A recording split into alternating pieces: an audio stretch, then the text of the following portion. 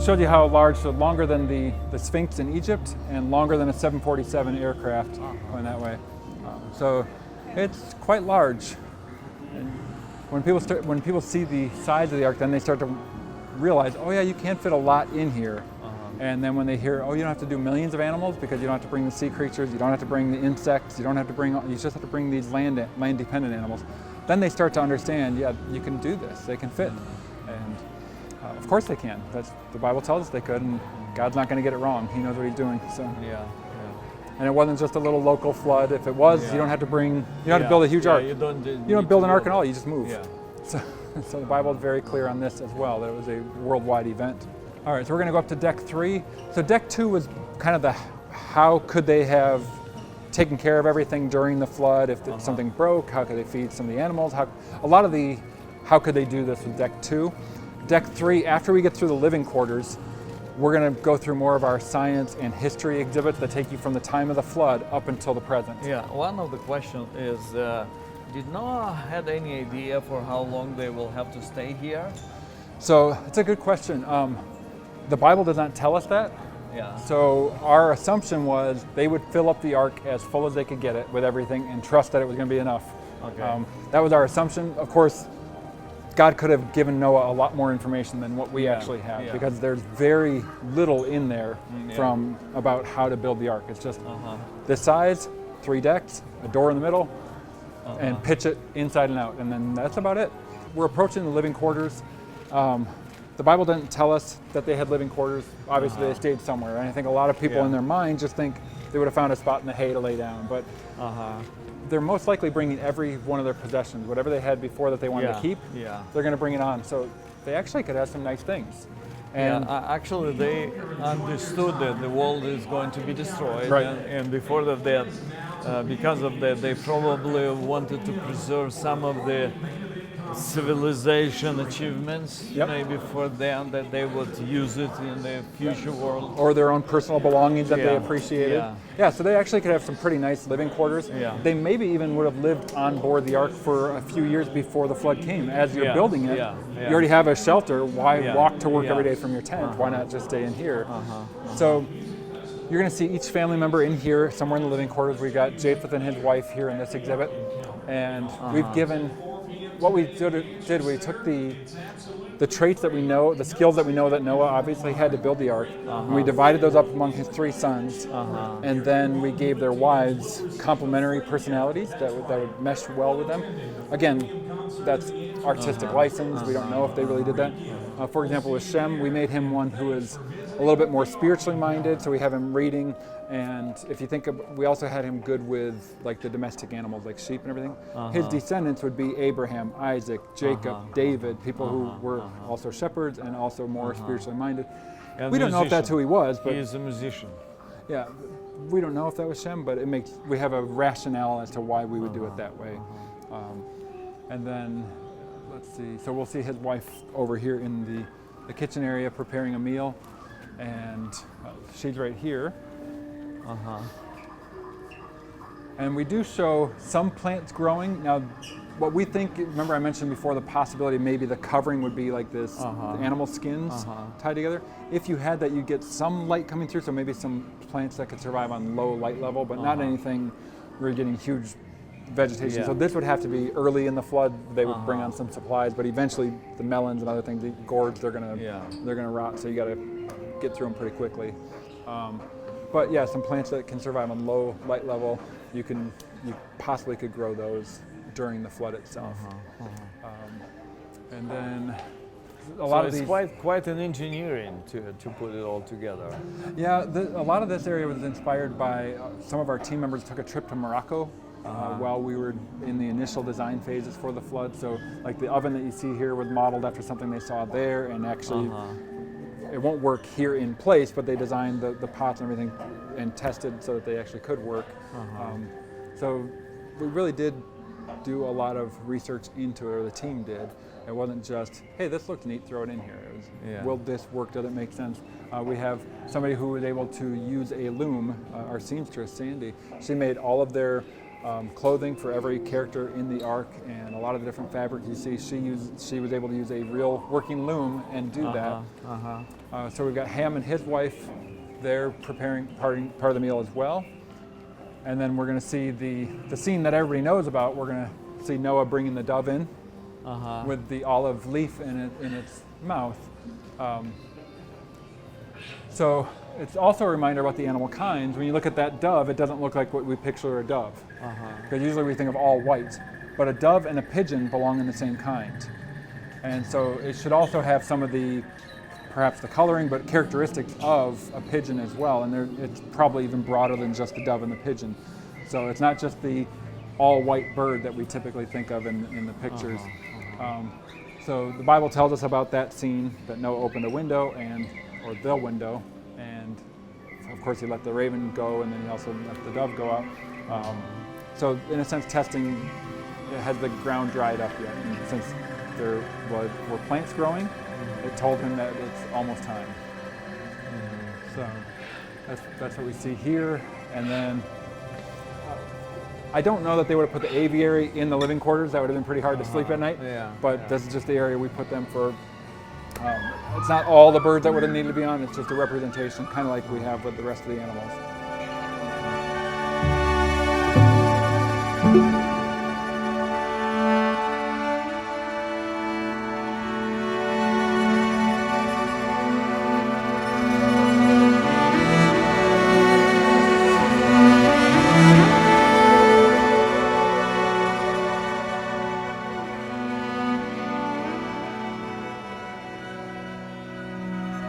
So then we get to more of our science and history area. So this is the flood geology exhibit, what happened outside the ark during the flood. We've got these two spectacular fossils that were installed last year. So this fossil palm frond and this fish slab were both taken from the Green River Formation out in the Wyoming area. This is a real one? Yeah, these are real. So real fossils from Green River Formation. Now, what they used to tell us is that these things would take millions of years to form, and that you can see how well preserved the fish are, and how well preserved the plant. It didn't lie there on the ground for decades or hundreds of years to be covered up. It's covered up rapidly, and that's what fossilization shows us all the time. It's very rapid, and there's some very identifiable different species within this. Is this a copy of it? Or no, this is the real thing. This is the real These thing? are real, yeah. These are from the Green River Formation. Now, what they're doing, it's very thin, and they're able to get hundreds of these things. In fact, they have a thick book that showed all the different ones you can purchase. And they've got this new technique where they're able to go down, they can scan it and see what's there, and then they can cut around it and lift up this slab and have these fossils that are worth tens of thousands or even hundreds of thousands of dollars, depending on the ones that you get. And so it's quite spectacular. And you can just see all the detail in there. Понимаешь, да, суть? Что если бы это было миллионы лет, то она бы сгнила, эта рыба. А так как она накрыла сразу, и она вот осталась, вся целенькая, рыбешка прям бери и ешь. Ну, или вот этот цветок, этот листик, смотри. Green River Formation, so Utah? Да. So right out here. So this is, most of it's Wyoming, I believe, but you have Utah, Idaho, and Colorado. So this is from is Wyoming. Yeah, Wyoming. А? But it hits each of those это states. какая-то Green River. Where is the Green River? So right in the western part of Wyoming. Yeah. Okay. Wow. So, what the evolutionists say, how old is this piece? So what they used to teach is that, and you'll see it in textbooks where something dies and then it sinks to the bottom of the water or the lake or of the ocean, and then it's slowly covered up with. But that doesn't happen. If you see something die in the water, it floats. Other animals eat it, and you don't have anything left to fossilize. So what a lot of them are now saying, they're getting closer to it. They're going back to a catastrophist view, but they would just say there's a whole bunch of smaller catastrophes all over the world. There's not one big one. And so you do need to cover something like this rapidly to preserve it. And then you can see all the detail in those fish fossils. They haven't been picked apart by scavengers. This is something that was covered up very rapidly, and a whole bunch of them at one time. So you find these sorts of of formations around the globe where you just find dozens and dozens or even hundreds or thousands of creatures that are fossilized in these layers rapidly. And it shows us the evidence for a worldwide flood. When you see the same rock layer in the Grand Canyon is also in northern Wisconsin, which is also in Israel and also in Africa, the same layer laid down at the same time, it's not a local flood. That's something that covered all of those continents at once. And so the Grand Canyon is a great evidence of that.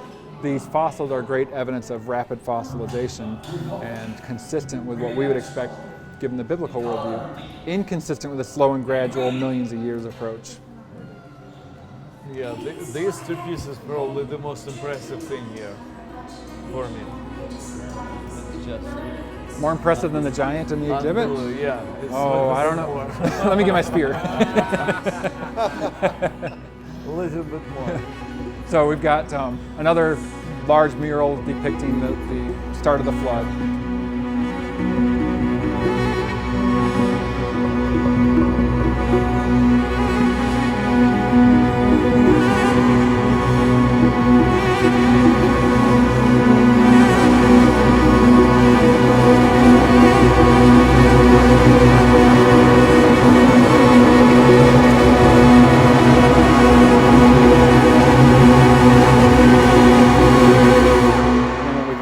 This is our flood geology exhibit. It's the exhibit that I would say I'm most proud of. Yeah. It's not my favorite one, but I'd say most proud because geology is hard for me. Yeah. And so I talked to our geologist, Dr. Andrew Snelling, and we were talking about the different things that need to be in here. And finally I just said, do you want to write it? And then I'll kind of dumb it down for people. And he said, no, you need to figure out a way that you can write it so that you understand it. And if you understand it, other people are going to get it too. And so in other words, Tim, you're an idiot. Nobody was right. I had to figure that out. And so we went with this what we talked about before, this one world, two views. We're seeing the same evidence. We look at the same rocks, the same fossils, but we reach different conclusions because of our starting points. So that's what we wanted to show. Here's what we observe. Now these names that we see here are not differences in time. They're just the rock layers that we observe. Those are the names. And in our textbooks, we always attach millions of years to all these, but it's just the rock layer. We observe the rock layer, we observe those fossils in the different rock layers. How do we interpret that? Well, the evolutionary view is uniformitarianism, slow and gradual processes over hundreds of millions, if not billions of years. But there's huge problems with that. One, you don't get rock layers with slow and gradual processes because the top 15 feet of soil or so are always churned up by worms and rodents and other animals that will burrow into the ground. You don't get layers. You need to have that buried rapidly by about 15 feet or so before you start getting rock layers. You have what are called paraconformities that we're going to see an illustration of in a little bit. Where in the Grand Canyon, you have one layer and another one sitting right on top of it. And according to the evolutionary time scale, you have 100 million years missing there, and yet there's no erosion. So how does that happen? How do you have a place on Earth with no erosion for 100 million years? Or there's several of what they call paraconformities. Where are all these transitional fossils that we're supposed to observe, from the fish coming up on land? They point to something like Tiktaalik. They point to one or two very debated fossils, and what we've observed is, it's just a fish. It's not something that is coming up on land. It's either a fish or a non-fish, and so we should have hundreds or thousands or millions of those examples, and we don't have them. So there's problems with that view. What we would do is when we look at the layers, why we find fossils in that layering, has to do with the environment that they lived in. So the things on the bottom of the ocean are going to get buried first during the flood. So you got your clams and mussels, other things that are down at the bottom, and then things that are closer to the shore, still underwater. Then you got things that are on the shore, and you got things that are a little higher than that. And so that's kind of this gradual level of burial is what we observe. Right. And then humans are good at not getting buried. We climb trees, or we hang onto floating logs, or we swim for a while, or whatever. And then if the people who weren't, who survive for a little while, eventually do drown, they're going to be eaten by sharks and other things in the water, so they're not going to become fossilized. So then we have this display over here. It's a little bit unique. If we were to ask which one of these planets, Mars or Earth, which one had major catastrophic flooding? The one that has no liquid water on the surface as far as we know, or the one that is 70% covered with liquid water on the surface? According to the majority of scientists today, this is the one that had major catastrophic flooding. Oh, really? Why? Because on Mars we see gravel in what looks like a stream bed. We see these channels that look like they were cut by water. We see these features look like dry riverbeds. We see this look like in fact, they appear like they weren't there before, and then they have been since we've been observing. So it looks like water carved these features out. And so they're willing to argue that there was a flood that covered about 1/3 of up to 1/2 of the planet at one point in the past. And yet on Earth we have all of these in huge abundance at much greater scale, and they'll say, nope, there's never a flood here. What it really shows is a bias. If the Bible never said worldwide flood, every single geology textbook in the world would say there was a major worldwide flood at one point to explain these features that we see. But they won't, because the Bible says there was. So it's a bias issue, it's not a scientific issue. It's more their philosophy trying to explain it apart from that. And I'm not arguing that every geologist is part of this grand conspiracy trying to keep the truth from us. They've just been raised up and trained to think slow and gradual process, and no evidence for worldwide flood. No matter what they see, it's not evidence for a worldwide flood. And yet, what we observe makes perfect sense in light of a worldwide flood. It does not make sense in light of slow and gradual processes, as we'll see as we go through this exhibit. Okay. So we already talked about fossilization back there. Originally we had some illustration here. That's what the ichthyosaur here represents. So we've got a fossil, we've discovered a fossil of an ichthyosaur giving birth. And you can tell that's exactly what happened. It's not a slow and gradual process. This is something that's frozen in time in an instant. That mother and its young, as it's being birthed, were buried and killed at that moment, and they were frozen forever in that state. So not something that happens slow and gradually. It's something that's instantaneous. Right out here in Washington, here's Mount St. Helens, here's Spirit Lake, so right out by you guys. 2 years ago, I got to stand right on this shore here, take pictures like that. So when Mount St. Helens erupted and blasted toward the north, it created this huge wall of water from Spirit Lake, about 600 feet high onto the neighboring hillside, swept all these trees back down into the lake, and this area that used to be a beautiful resort and campground and everything is just completely devastated. And so you have all these trees, these logs that are floating there to this day. About half of them are still there. What happens over time is they start to get waterlogged, and it's dependent on species as well. So depending on the species of the tree that's there, some of them will start to float upright, and then they sink to the bottom, and they start getting covered up in sediment. So at the bottom of Spirit Lake, you have all sorts of these things that are happening, and eventually another species is going to start tipping up depending on its density, and then it will sink down. So what the evolutionists would say, if this got drained 100 years from now, they would say, oh, this was generation after generation, you have these different layers of forest that each lasted for tens of thousands or hundreds of thousands of years. No, it's one catastrophe did it all at once. So the Green River Formation, they used to say there were 27 layers of forest over a million or more years. They've gotten rid of that sign because what we've observed at Mount St. Helens. Oh, they got rid of it. Yeah. So they don't tell us that anymore. They still teach that, they still have that idea, but we know it doesn't take long periods of time. It just takes the right conditions. I have a picture standing in what's called the Little Grand Canyon, which would have been, looking here, it would be off to the right and a bit of a hike. Yeah, we have been there. Yeah, so I'm standing in the Little Grand Canyon, and because I was born before 1980, you have the rock walls along the side, you have the stream going through the middle, you have these plants with these small trees and everything growing up. I'm the oldest thing in the picture, which is really weird to think about. As there's a canyon there, like 200-foot high walls, I'm the oldest thing in it. And it's because that happens rapidly. If we didn't know about this eruption, if we didn't observe it, if it had happened 300 years ago, evolutionists would go there and say, this took place over millions or hundreds of thousands of years. No, it was an afternoon that carved that canyon.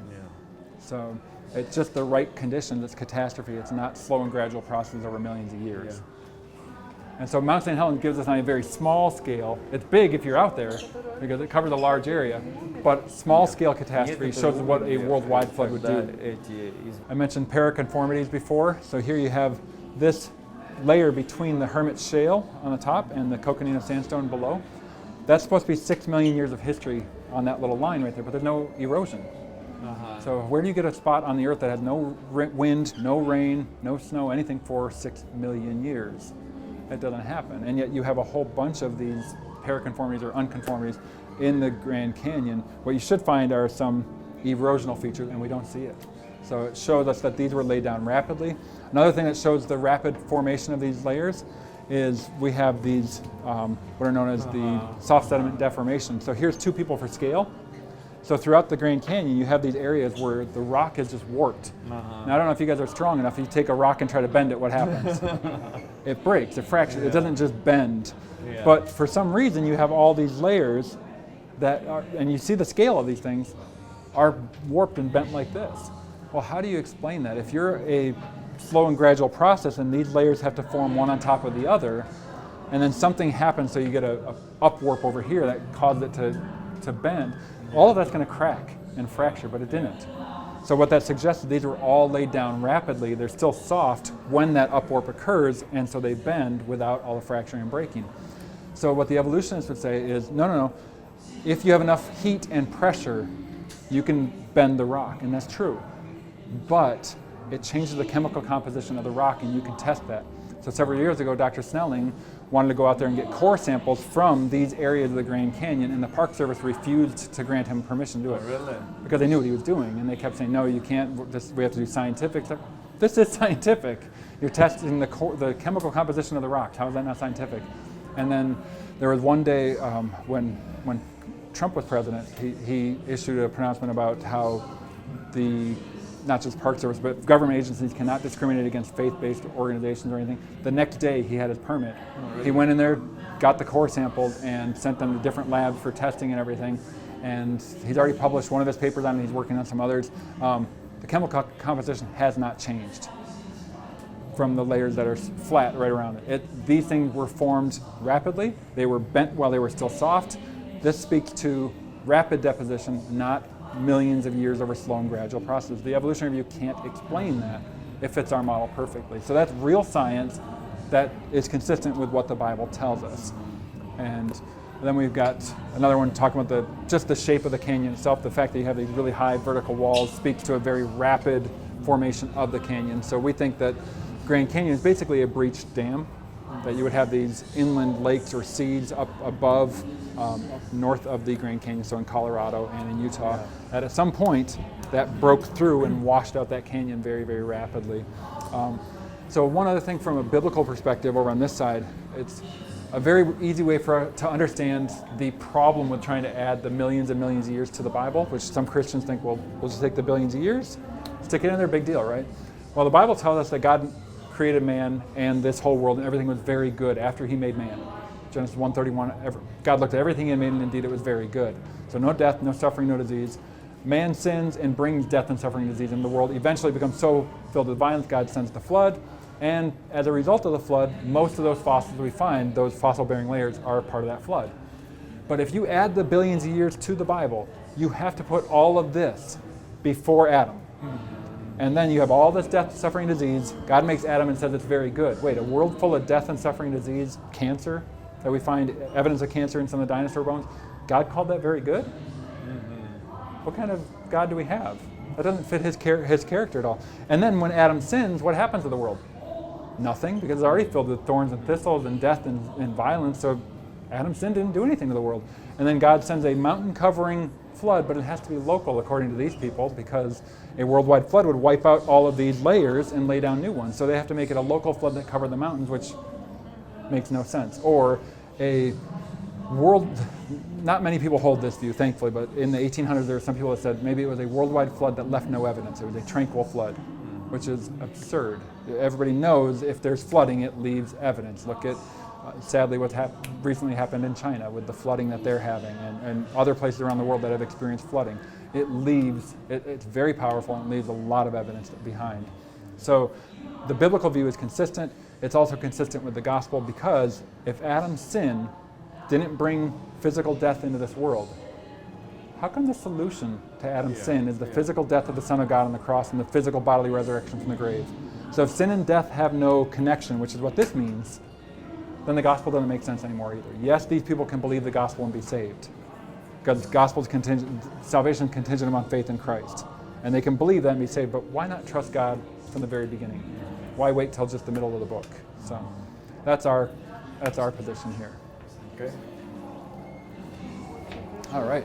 So same thing with the Ice Age. So there is, now, Washington, you guys might know this, but I grew up in Wisconsin. There's evidence for the Ice Age all around there. I'm not just talking about in the winter because it's cold, but you have, I'll show you some pictures of them over there, but you have all the hallmarks that there was an Ice Age.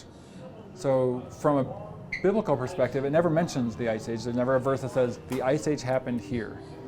But we believe there was an Ice Age post-flood and actually caused by the worldwide flood. In fact, the flood's the only mechanism that we know of that could trigger an Ice Age. So have you guys ever heard that if, because of global warming or climate change, it's going to lead to another Ice Age? Have you heard that? That sounds really weird. Yeah. Global warming lead to an Ice Age? It's only half the story. What you need to have is have the ocean temperatures heat up quite a bit.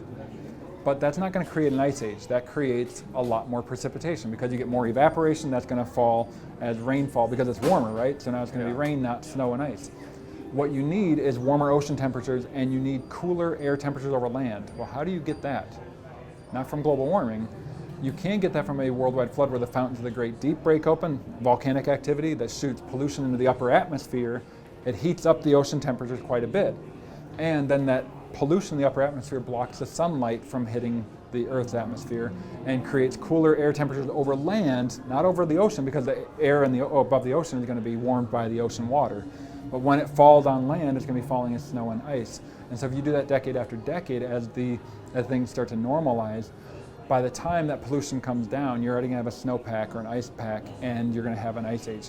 So in Washington State, do you guys get some snow there? I know it's fairly warm closer to the coast, but do you guys get snowy days? Do you guys know what the coldest day of the year is like? Can you describe the conditions? In our place? Sure. Right? If you get enough snow, what is the coldest day of the year? When you walk outside, what does it look like? 40 below in Wisconsin. Yeah, that's what it feels like, and that feels really cold. But you know what it looks like? It has just snowed, usually the day before, and it's sunny outside. Why? Because the sunlight hits the snow and bounces right back up into space. And the snow is still white, so it reflects all of that sunlight. And so the air gets bitter cold. If the snow is kind of dirty, it traps some of that heat and it's not as cold. So if that pollution is falling down, you already have a big ice pack now, in Canada and maybe reaching down into the United States and across a lot of Russia, then all that heat is going right back up into space, and it's going to continue that ice age for some length of time. It would also draw a lot of the water up out of the ocean, so maybe reduce the ocean levels by about 150 to 200 feet. And if you do that, because so much water is trapped on land in glaciers, if you do that, you have land bridges to almost every place on Earth, except for Australia. So you can get animals coming through Siberia into what is modern day Alaska. So we have that depicted over there. That would be through that land bridge. So this is a little animation describing that process I was just talking about. So we see evidence for one ice age, but the evolutionists, because they have to cover millions and millions of years, what they do is they have periods of different ice ages, a whole bunch of ice ages separated by tens of thousands of years, and they last for maybe 10 to 100,000 years. But what we've observed is evidence for one ice age, and we can account for that from a biblical perspective. During that time, you get some very large land animals for some reason, and it could be that even though you have within that kind, so the great ape kind, you have like the Gigantopithecus, 13.5-foot wingspan on that creature. So you have like the giant, I think that's the giant ground sloth, you got the mammoth. So larger animals are going to survive better during an ice age because they keep their core temperatures warmer, whereas the little ones are going to freeze and die off. So the ones that are going to be multiplying and eating the resources are going to be the larger ones. So it seems to be why we have some of those large creatures surviving shortly after the flood during the Ice Age. So I mentioned some of the evidence for an Ice Age. This is what you see throughout Wisconsin. We have what are called drumlins, these elongated hills. These would be formed by a glacier passing over them, and you'd have this little gap. Same thing with an esker could actually be formed by like a little stream that flows underneath the glacier. There's certain places in the world today you can walk under the glacier where you see the stream. That's going to form an esker at some point. The moraine marks the end of the glacial advance. So all of the silt and everything that got pushed to the end, this glacial till, forms this ridge. And it could be like 20, 30 feet high. In fact, in Wisconsin, we have what's called the Ice Age Trail. It winds for, I think it's about 1,600 miles around the state. It's where the glacier ended that you have that. And then these erratics, when I grew up north of Green Bay on this farm, we had these huge rocks that were at the edge of the fields, and they're all over the place up there. And they're from hundreds of miles away. The glaciers would carry those rocks and they would get deposited in these fields. And so you can drive through northern Wisconsin and see these all over the place. So clear evidence of an ice age, not multiple, not dozens, just one ice age. And so it doesn't take... For how long it was? What's that? For how long it was? So, good question. We're not completely sure because the Bible didn't give us that detail. We do read in Genesis when Abraham and Lot go to the land that God promised to Abram. They look toward the Dead Sea, and it talks about a well-watered plain. That's very different than today. Yeah. Now it's exceedingly dry. So at that time, it was very, very different. It would have been a lush world, and we think that's probably because of the Ice Age. And so things calming down after so as the Ice Age winds down, probably during that time period. So it could have been a few hundred years. So it would build up after the flood for the first 100 years, maybe 200 years, and then it would be dying down for a couple hundred years. Okay. So it was hundreds of years. Yeah, hundreds of years, not thousands, or but even today, dozens of years. Yeah, even in modern times, we have. So you have what's called the medieval warm period, and then you have what's called the Little Ice Age, and this is in the 1600s. So you used to have what's called the Frost Fair on the Thames River in London, where every couple of years they'd have this festival on the river that would freeze over every year. It doesn't freeze over today. And so when they talk about global warming, here's where we're at today. It's not as drastic as what even modern scientists tell us was during the medieval warm period. All this is before the Industrial Revolution. So what caused all of this, when they're telling us today it's because of cars and other things and CO2, when we have all of this before. And is this recorded? So that's based on various ways they can test it. I think they can do that through examining ice cores, and they can do like the various,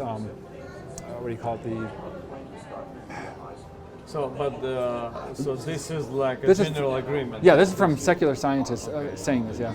So one thing to, another diorama over here that I wanted to point out real quick. So that's Ken Ham explaining the Lost Squadron. So in World War II, they were sending some planes over to help with that, with the battle, and they had to turn back because of a storm that was coming through. So they landed on Greenland, and one of them flipped over as a result. But they had 6 of these P-38s and 2 B-17 bombers that landed on the ice in Greenland. And they thought, well, after the war, people thought we're just going to find them and dust them off and fly home. They couldn't find them. So 40 years later, they went with some ground penetrating radar and found them 250 to 260 feet below the snow and ice. They didn't sink through the ice. They were covered by that.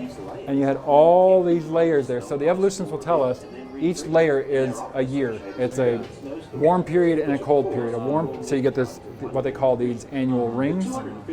They're not that. It's just every time it warms up and thaws and freezes. They found them how deep? 260 feet. 260. Yeah. So in 40 to 50 years, one of them, they took up this hole part by part called Glacier Girl, and they rebuilt her and flew her around. It used to be housed in Kentucky, and it would go to different air shows, but now I think it's retired in Texas. So yeah, they were able to grab one of those planes and bring it up piece by piece, 260 feet. And so when the skeptic tells us we have these ice rings and they represent annual layers, we know they don't. They represent thawing and freezing, which you can have multiple times a day. Yeah. Here, let me take a picture.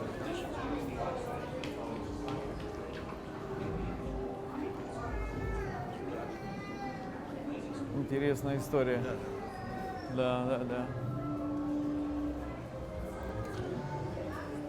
All right, now at about the same time that the Ice Age was building up, you have the Babel event described in the Bible. So roughly 100 years after the flood, God tells Noah and his family, be fruitful and multiply, fill the earth. They multiply, but they don't fill the earth. Instead, they start to gather together in the plain of Shinar. They start building a city and a tower, trying to make a name for themselves. And God wanted them to scatter. So what does he do? He comes down, confuses their language, which forces them to scatter. And so this is our diorama depicting that. As a result, we would expect all the languages go back to this one event. We would anticipate that this is how we explain like the origin of the various characteristics or people groups, so what some people call racial distinctions or ethnicities. We would say no, it's just people spreading out from Babel, and you have certain characteristics that will arise to the forefront. So if you have the Pygmy tribe in Africa, so you've got just short people living in this one tribe, as long as no taller people are introduced, they're going to always be short because they've lost the genetics for any height in there, or for very tall people.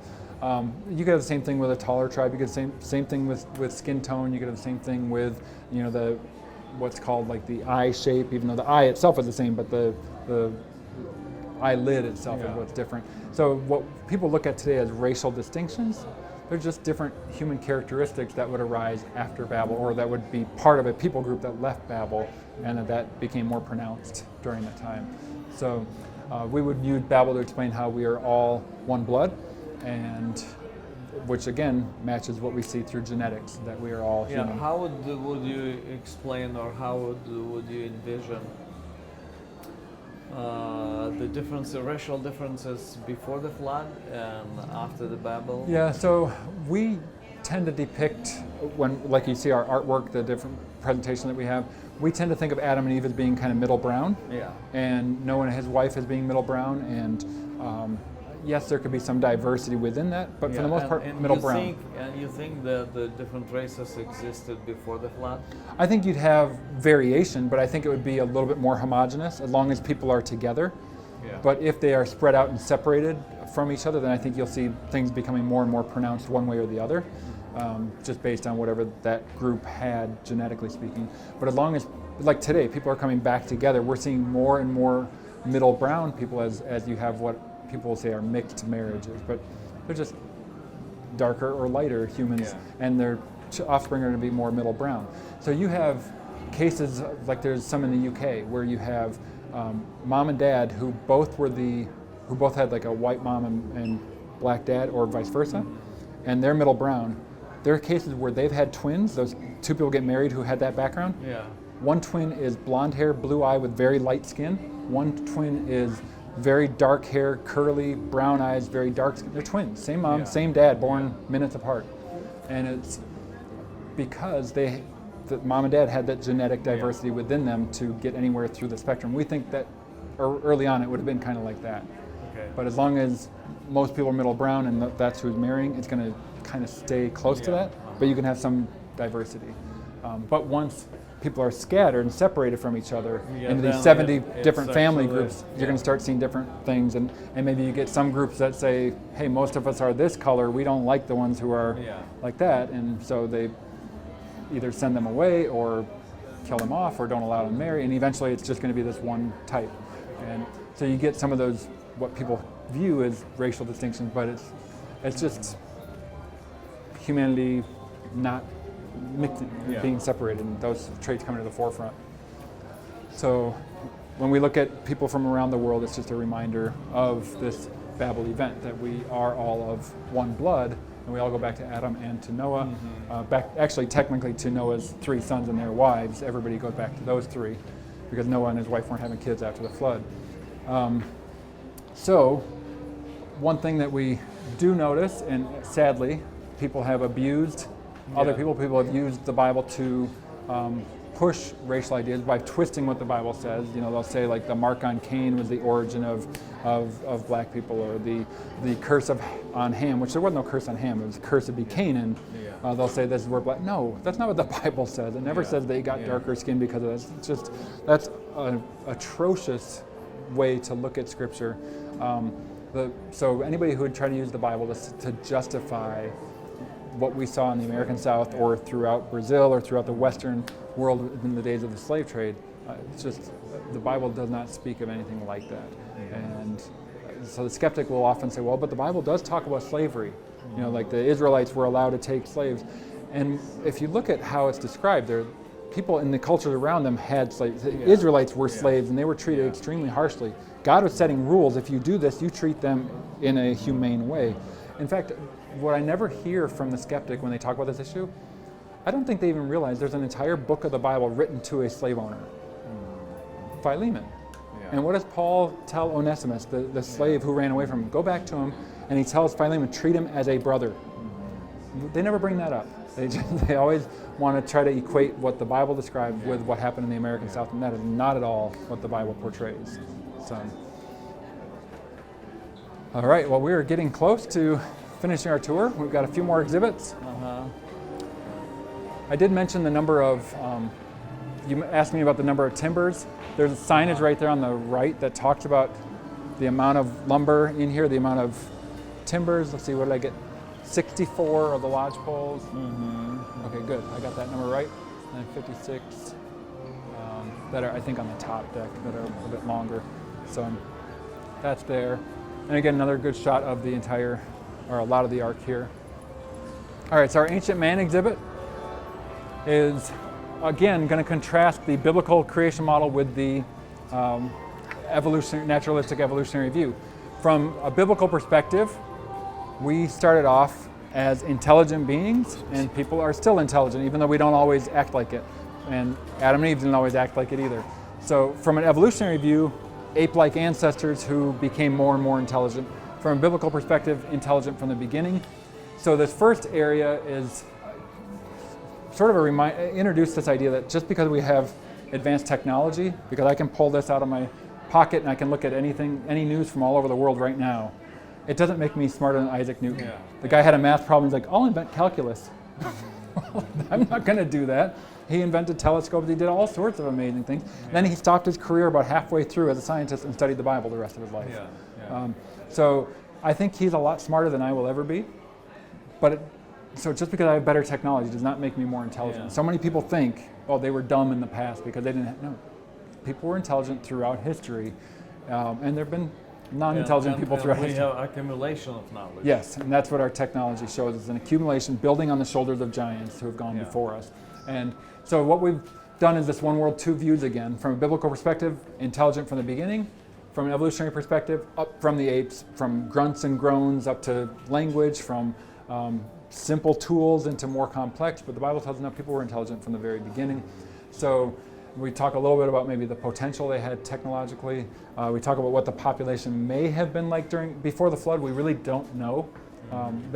If you're living to 900 years, ladies, if you get to live 900 years and you can have kids for just 1/3 of your life, that's 300 childbearing years that you can have. Even if you have one kid every 10 years, 30 children. And the population could explode if you have that kind of growth. I'm not saying they all had that many, I have no idea. But the other thing, the Bible tells us that the world was so filled with violence and wickedness, maybe there's all sorts of wars that keeps the population low. So you can make an argument for a really high population, you can make an argument for a really low population. We really don't know. What we do know is that the wickedness had become so much that God said, enough. And he said, Noah, build this ark. So that's what we know, and then we can speculate one way or the other. I talked earlier about the technological resets. That's kind of what we explained in this little sign here. And then when we go on to the next area, we're going to look at some of the things we see in our modern world and show that ancient man was highly intelligent, like the Great Pyramid I talked about. Even today, people marvel at, and rightly so, trying to figure out how it was made. Same thing with Stonehenge. We know where the stones were quarried. Sometimes they could have been as many as 20 miles away or even 100 miles away for some of the stones. How do they move them? And we think we have some ideas, but still, for ancient people who are supposedly dumb, how are they doing it? Well, they weren't dumb. They were intelligent people. So same thing with using the stars for navigating and for knowing the seasons. People have been doing that throughout the centuries as well. People are intelligent from the beginning. That matches the biblical view. It does not match the evolutionary view of ape-like creatures gradually becoming smarter and smarter. So when you look at the evolutionary story, you have this idea that people were like cave dwellers, and then they became hunter-gatherers, and then they developed agriculture, and then they started to dwell in cities. We have all four of those in the world today. It's just depending on environment, depending on skill set, depending on where you are. There's still people who live in caves. It doesn't make them less human. It doesn't make them more like the apes. They live in caves. So if I split off from Babel, I'm a writer and a researcher. Probably not a lot of people hiring a writer and a researcher at that time. I got to hunt for my own food, or fish for my own food, or try to grow my own food. I'm in trouble. I'm going to need I got to develop other skills that I don't have. So the best evidence for evolution is in the storytelling and the artwork. So, and of course we're familiar with artwork like this, and they don't find those missing links. They find fossils that are ape, fossils that are human, and nothing in between them. So, so we actually have a sign that deals with some of the false views of ancient man. So you probably heard before that the evolution of religion, that monotheism is like the highest evolutionary advancement. Before it was polytheism. Before that it was like a spiritism or animism, where spirits were in everything. But that's actually the opposite. Originally, man knew about the one true God. And as he abandoned that, he started to believe in all sorts of other things. So it's the opposite. People throughout history did not believe in a flat earth. I know that's something that's contentious today. A lot of Christians, even a lot of people and some Christians are caught up in this flat earth movement. And the evolutionists since the late 1800s have been pushing this idea that, oh, during the medieval period, people believed the earth was flat because they were following the Bible. No, they didn't. Eratosthenes, before the time of Christ, calculated the circumference of the earth, and he was within 1%. He went to Egypt at the equator and calculated the length of a shadow at a certain day. Then he went, I don't remember, 100 miles south or something like that, and measured a different shadow at the same time, and was able to calculate how round the earth was. When Columbus sailed and he was trying to recruit a crew, so many times we're told, oh, people were afraid they're going to fall off the edge of the world. No, they weren't. The reason he had trouble recruiting crew is they didn't think they could actually reach China, that they would have enough supplies, and so he said, no, it's not as big as you think it is. So he was able to persuade them that they didn't have to travel as far as they thought they were going to have to. So this whole revisionist history has introduced this idea of a flat earth, that's how people used to believe those things. So all of those things are false views about ancient man. Have there been some people throughout history that believe? Sure, I think your average person that walks outside and sees and never really goes anywhere might think, yeah, flat. But by and large, the people who thought about those things, that is not their view. So speaking of technology, you think about what we've done in the last 100 years, from horse and buggy to rockets and spaceships, and if we never invented the printing press in the in the 1400s and then the 1500s, you never have the Protestant Reformation and the end of the Dark Ages, as people are able to start passing around information, learning how to read and learning things. So that doesn't come to an end. If we never develop the steam engine, you don't get the Industrial Revolution. If we never develop the microchip, we don't have all of these amazing things we see today. So it grows by leaps and bounds whenever you get this new important advancement. And in the last 100 years, we've seen just a wealth of these things. So it's not that we're smarter. We've just been able to build on those who go before us. So, all right, now we've got an exhibit that's a little bit more fun for the kids. And this is the Flood Legends exhibit. So we find hundreds of legends from around the globe that tell of a worldwide flood in the ancient past. Now, is it possible that some of those are just tribes remembering, several hundred years ago, this great flood that happened in their river valley? Sure, that's possible. But so many times what they talk about is one righteous man or a righteous family who was saved from a worldwide flood, that they had to bring the animals on board a canoe or a raft or an ark or whatever it was, and they've passed that down generation after generation. So there are a lot of similarities to the biblical account, but there's also some differences, which is what we'd expect. As after Babel and people have that history with them, they start to pass that tradition down generation after generation. It gets distorted over the years, and so you still have that kernel of truth there, but you have distortions as well. The other things we find in a lot of these tribes or a lot of these cultures, the man was created from the dust of the ground, and this wind came along and made him alive, or the Great Spirit made him alive. Similar to what we read in Genesis 2, that God breathed into Adam and the breath of life, and Adam became a living soul or a living spirit. The reason, according to more than 100 different cultures, the reason man dies, or the reason that man is wicked, has something to do with a tree and or a serpent. That's all around the globe, and it's not because of missionaries going there. It's just something that has been recorded or passed down in their ancient past. So we have all of these details, even 23 different Babel legends. But then they stop after Genesis 11. They don't have Abraham legends, they don't have Isaac legends, they have nothing like that. It's because what the Bible tells us is true. In Genesis 11, people had a shared history and then they split. And so these flood legends, which is, some people say over 500 of them. I know there's more than 200. I read that many just for this exhibit.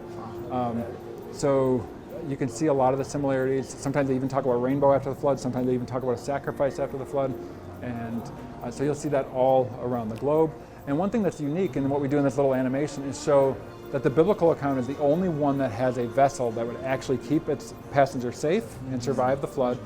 and it's one of the only ones that doesn't localize the event. So it doesn't, like all of the other ones, the ark or the raft landed on this mountain that's real close to us. The Bible doesn't do that. The Bible's mostly written from Israel, and it says in the mountains of Ararat, hundreds and hundreds of miles away.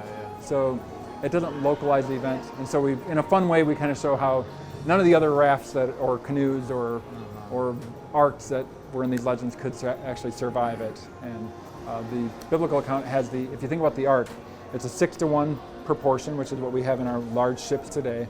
So a lot of the skeptics will claim that it's copied from the Gilgamesh epic, and the flood account from tablet number 10, the flood account in the Gilgamesh epic.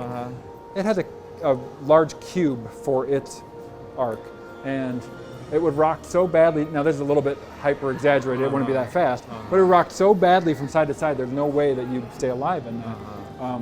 So why would the biblical writer distort that and turn it into something that would actually work perfectly?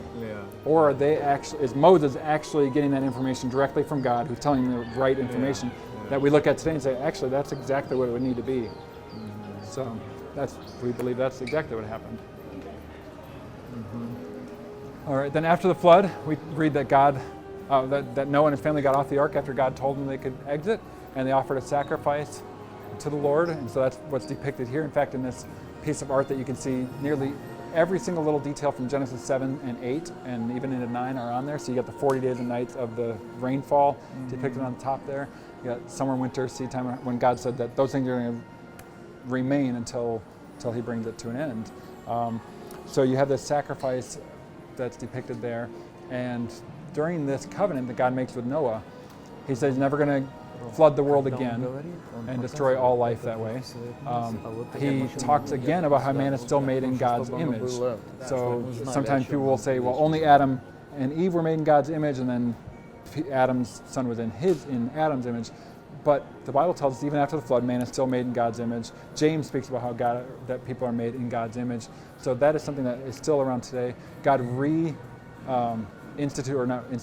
God reaffirmed that man has dominion on the earth, and He also talked about what we would today call capital punishment. If somebody killed someone, by man their blood would be shed. And so it again speaks to the importance of human life and that we are made in God's image. So this exhibit is designed to help people understand what happened after the flood. And then as we move forward, this is the one exhibit that I mentioned I did not write in the Ark. This is the Museum of the Bible exhibit, and it's the Voyage of a book. So it's showing how the Bible starts in and around Israel and then is taken around the world by different missionaries. What I want to do right now, we'll probably bypass this and go to the last exhibit. We'll look at our newest exhibit, and then we'll go to the last one, and if you want, we can go through this one at the end. So our newest exhibit here is the Torah scroll that was donated to us. Oh, really? And so we were unable to unroll it for about 40 feet, and I wish we could have done 42 feet, because we would have ended at the 10 Commandments, which would be like the next panel, or like 2 panels down. Unfortunately, we end with Moses and Jethro talking. This is just a copy from old one? Or? Yeah, this is. I think it's 100 to 150 years old. Oh, really? So it's a decommissioned Torah scroll that was donated to us. So Genesis 1:1 starts way down there, and then you read this way. So one of the things we want to talk about is the way that God has used, particularly the Jewish people, to bring about His word, and then to, in many ways, preserve His word. So when He talked to Abraham and said He's going to be a blessing to the world, not only does that mean He's going to bring the Messiah into the world, but also His descendants are going to be the ones who are recording Scripture. So Romans 3 talks about to them was given the oracles of God. And when you think about the biblical authors, the vast majority, if not all of them, were descendants of Abraham, Isaac, and Jacob. So some of the unique things you can see in the Torah scroll, this passage right here is when the Israelites are passing through the Red Sea. So the way they design the text is actually make it look like you're moving through the middle of the sea. So it's interesting just the way they lay it out. So we have some of the big key moments that people will recognize or talked about there. We also have some information about, chronologically, about Scripture itself, and we're going to be installing a few more props that are in here. We're still waiting for the shelves to be built, but just things that go along with the writing of Scripture, the translation of Scripture. So you have a replica of the Dead Sea Scrolls. Of course, that's enlarged. They were much smaller than that. and then that pot is actually a much smaller version of what.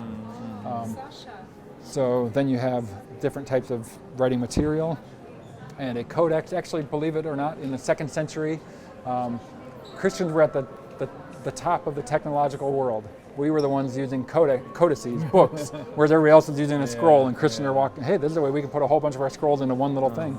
So we were at the forefront of technological advance. We're often not that way anymore. We know the Bible was originally written in 3 different languages: Hebrew, Aramaic, a little bit of it in Aramaic, and then in Greek. So you've got King James Bible, there's being translated into English, and then the Latin Vulgate. So we're just seeing a lot of different things related to the translation of the Bible. Now, you can have on your phone or your tablet the entire Bible in dozens and dozens and dozens of translations at the tip of your fingers, whereas before, in certain cultures, you're going to be killed if you have one page of that. And, so it's pretty amazing the way that we're blessed to be able to have that today. Yeah, the preservation and spread of the Bible, it's just another huge story. Yeah, it is. And so we hint on that a little bit here. We talk a little more about preservation in the next exhibit, which we're going to get to. So that's one of the reasons we didn't focus on preservation so much here, is because we deal with it on those signs, which is part of this exhibit. So our final exhibit, we're going to bring this up to the modern times, and we're going to follow. So this is a product that we sell down in the bookstore. It looks like this, Adam's Chart of History. So it goes up to about 1900, and then stops at that point. But this exhibit is, we're going to follow around 3 college students around their campus.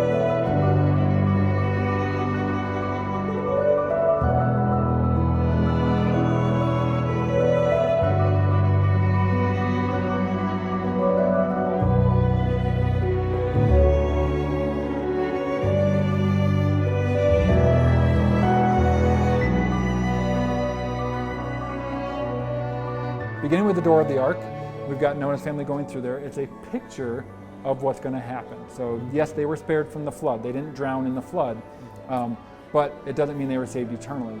So keep this in mind as we go forward. 1,000 years, you got the Israelites in Egypt, and God tells them to take the blood of an innocent lamb and to take that and put it on the doorpost and on the lintel. And that night when the destroyer came through the land, everybody whose house did not have this would lose their firstborn, but those who had this would be spared. So it talks about the importance of atonement, the blood of a spotless lamb, which is going to come into play in a little bit, and how they would be redeemed by being covered by the blood of a lamb. They'd be saved by that, or spared in that case. 500 years later, Solomon builds the temple, and he builds the Holy of Holies in the innermost place. And out on the door there, which remains shut 364 out of 365 days a year, only once a year are they allowed to go in there. And that's when the high priest is made ceremonially pure. He's able to go in and make atonement for the people and offer that sacrifice that he had to do. But otherwise they remain shut. Why? Because God's presence is in there. He's holy and we are sinful. If anybody went in there without being pure, dead on the spot. Okay? So it represents God's holiness, our sinfulness. We're separated from him. So we've got atonement, blood of a spotless lamb. We've got God is holy, we're not. 1,000 years later, the Son of God steps into this world, puts on human flesh, becomes one of us, and he says, I am the good shepherd. The good shepherd lays down his life for the sheep. I am the door. When he says that, what is he talking about? He's talking about being the door for the sheepfold. None of the sheep can go in or out except through him. That's what shepherds did at that time, and they still do today in Israel. You can see sheep pens like this, where the shepherd actually is the door. So that's what he's talking about when he says, I am the door. And the sheep can only go in or out when they're going through him. So he is the way. Just like he said, I'm the way, the truth, and the life. And so all of those things, if you put them together, one way in, atonement, God is holy, we're sinful, we need to be covered by the blood of a spotless lamb. And who is that? The good shepherd who lays down his life for the sheep. All of that points forward to the cross. When the Lamb of God, who takes away the sins of the world, comes and gives his life for us. So he's our spotless lamb. He's the one who died in our place, our sacrifice. And so it's all pointing forward to that, but it's not the last door, because there's another door we get to talk about, and it's my favorite topic, and that's the one right over here, because 3 days after this, the Son of God came out of that door alive and well, and demonstrated that he has power over sin and death, power over the grave, and offers eternal life to all who believe in him, and promises to raise those people up at the last day as well. So talking about that eternal life. So remember, this is Andre telling this to his friends. So he's sharing this gospel presentation through what we call the doors of the Bible. So there's 2 more doors to talk about. When we come over here, remember Jesus during the Sermon on the Mount, talk about these 2. He said, enter by the narrow gate or door. For wide is the gate and broad is the way that leads to destruction, and many go in by it, but the narrow gate leads to life, and few are on it. So we have a choice. The narrow gate that leads to life, or remain on the broad way that leads to destruction. And so he says, you can object all you want, but sooner or later you have to decide, what are you going to do with Jesus Christ? Will you give your life to him and believe in him?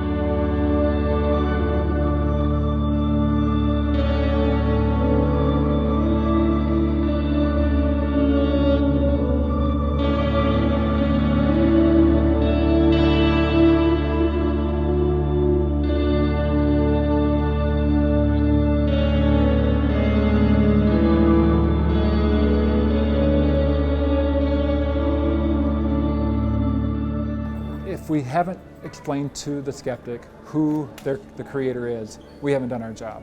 And so we want them to be saved. More than wanting them to be creationists or anything like that, we want them to trust in Jesus Christ, because ultimately that's what it all comes down to. And so we got one more that I want to show you, and it's right around the corner here. By the way, there's a free booklet that if you want to take that, it's like a little tract. It's the Doors of the Bible that I just explained to you. You're welcome to take 1 or more of those and share them. So go around to the left by those 5 signs.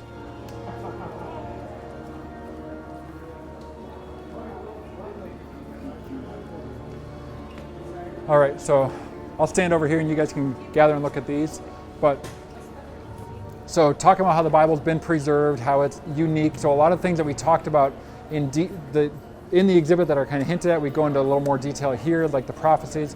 But one thing I want to ask you guys, if you think about throughout history, what has mankind wanted more than anything that people strive for, they can't have it, or they don't know how to get it, they're trying to do it? What is the one thing human beings want more than anything? That's right, they want to live forever. They try to cheat death, right? What do we need more than anything in history? What do we need the most? Because we're sinful people, what do we need the most? Freedom from sin. Freedom from sin. We need God's forgiveness, right? Think about it. What do you get in the crucifixion and resurrection of Jesus Christ? You get forgiveness of sins and eternal life. So our greatest need and our greatest longing are right there in the gospel. It's almost as if God knew exactly what we needed and exactly what we wanted and said, here it is, guys, I've taken care of all of it. Do you really want it? Because if you do, just believe in me. And yet for so many people, unfortunately, it's too much. Or they're not willing to believe it's that simple. Or they get hung up on all sorts of other things like, well, I think there might be an error back in 1 Samuel. Does that mean Jesus didn't die on the cross for our sins and rise from the dead? Come on. This. And so, we can argue with skeptics till we're blue in the face, but ultimately we have to take them back to the gospel, because according to Romans 1, it is the power of God unto salvation to those who believe, to the Jew first and also to the Greek. And that ultimately that's what we're called to do. And right. So the Ark is a great opportunity to do that, because it's a powerful reminder. The flood is a powerful reminder that God judges sin. The Ark is a powerful reminder that God provides a means of safety and means of salvation, if you will, from that sin. Yeah. All right. Very good. So that's the end of my part. Take a picture with you. Yeah, absolutely.